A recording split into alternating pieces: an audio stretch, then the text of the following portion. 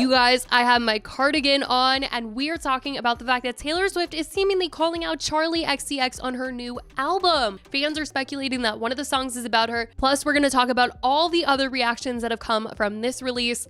We're getting into everything. So let's get into the reactions from this album. People have a lot to say, and obviously Taylor fans are freaking out, looking at every little lyric, figuring out what each song might mean. And while I thought that this album might have been a diss track to Blake Lively, as it was speculated that songs like Cancelled might be about Blake, they ended up not really feeling like they were. At least not as much as another song felt like it was throwing shade at someone. Instead, fans are feeling like she was coming for Charli XCX.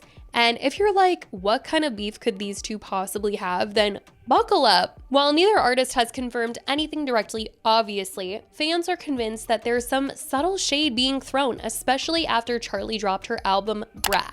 The two of them actually go way back though, like Charli literally opened for Taylor on tour at one point, which should have been a career high, but a quote from Charli later made headlines for all the wrong reasons, as it didn't seem like she had the best time. She just felt like she wasn't performing to an audience that really got her. She said in an interview that it felt like she was waving to 5-year-olds on stage, which many Swifties just didn't love hearing. According to Variety, Charli went on to declare that she was done opening for other artists.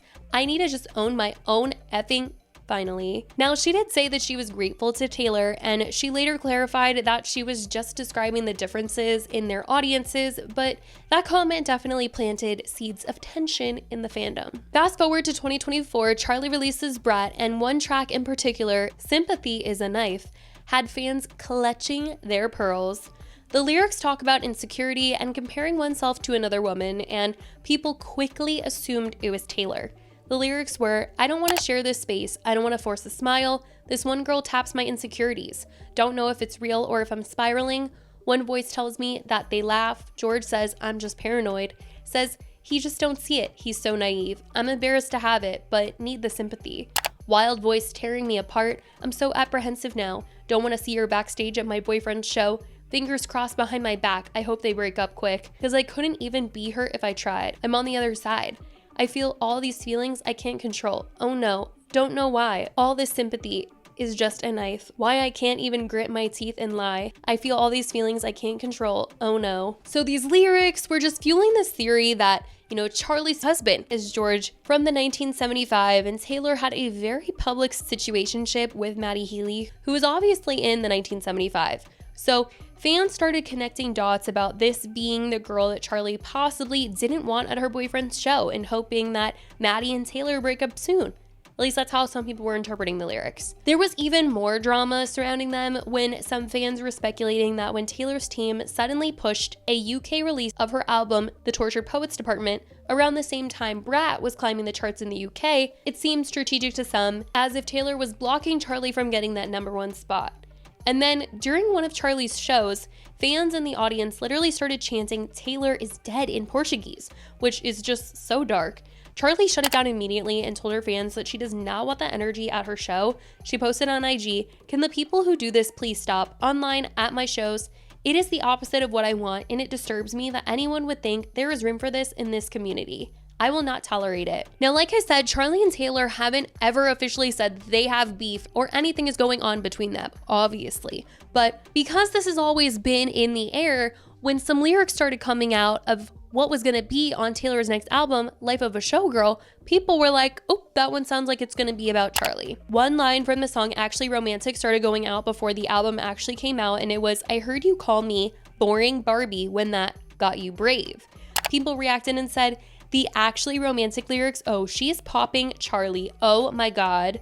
Another person said, Taylor is the funniest person alive because look at her dancing to Charli while Actually Romantic was fully hot and ready in the drive. Which this one's funny to me because she was full on dancing to Charli performing at the Grammys. You never would have thought that they had beef or that she was writing a song that people were going to interpret as shady towards Charli. People also said yesterday it was Nicki and Cardi, today it's Taylor and Charli. Another said, yo, waiting for the Girl So Confusing by Taylor and Charli.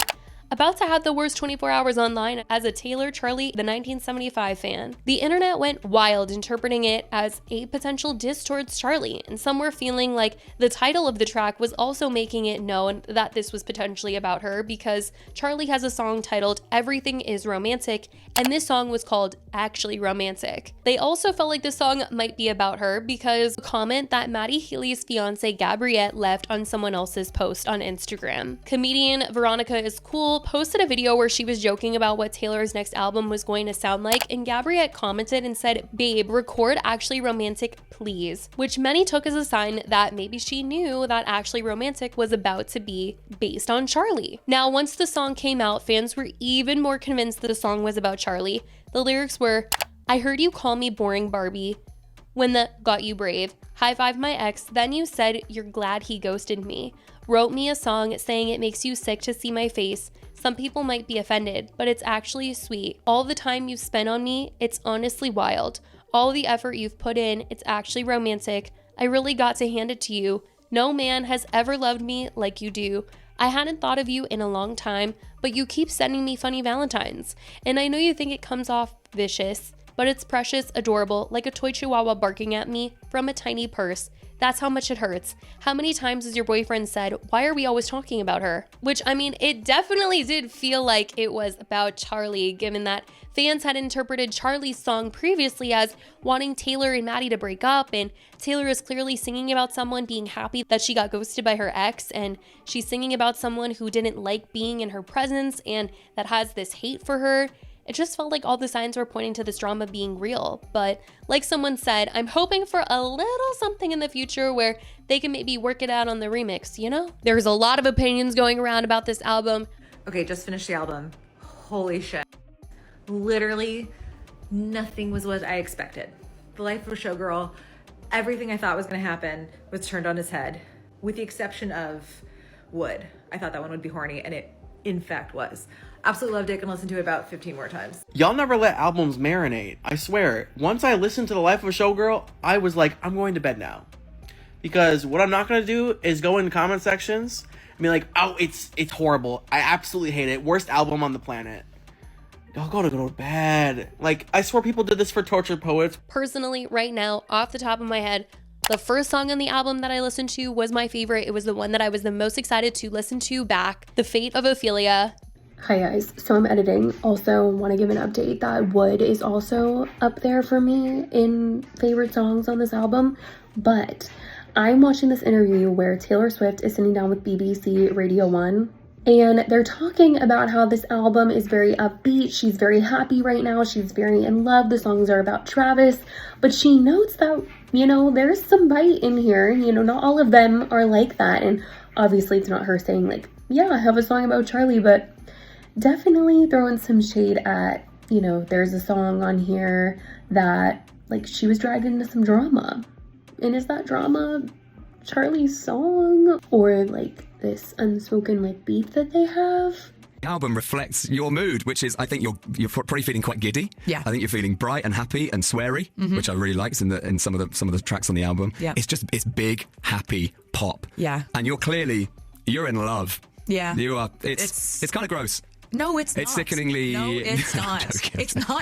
It's lovely. Not, I don't know what you heard. It's not that kind of album. No, but it's lovely and bright and happy. But it's also got teeth to it. It absolutely has. So like I'm proud of that too, because it's a full picture of like the full life experience, which for me is like there's always some element of drama that someone is forcing into my consciousness, which is fun to write about too. Not everyone has been loving the album though. There's certainly some opinions saying that they don't love the writing, they don't like the songs, it's very childlike. I just got done listening to The Life of a Showgirl for the first time, and it was low-key. It wasn't that good. I'm sorry, it was not that. It wasn't, like, horrible. Like, I'll definitely revisit it. I definitely have to listen to it again. But what were they doing in that studio? What was going on? Especially Honey. That song was really bad. I'm sorry. I just got done listening to Taylor Swift's new album. Okay, I don't want to get dragged by a second blonde lady stans. Here's my first thoughts. She is in love with that man.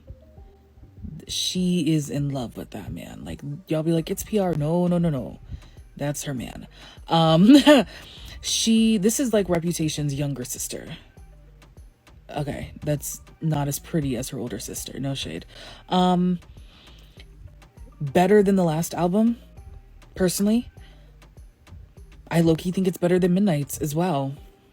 Like, if we're going Midnight, the first, like, album, not the deluxe, just the regular Midnights, I think this is better. I low-key don't think we're gonna get an album from her in a while. Like, something about this feels like, okay, y'all leave me the right now. Okay? I just wanted more energy. I certainly want to know what you guys think about all of this. If you guys have heard the album, if you're listening to it, your reactions, let me know all of your thoughts in the comments. I love you guys so much, and I will talk to you in the next video. Bye, guys.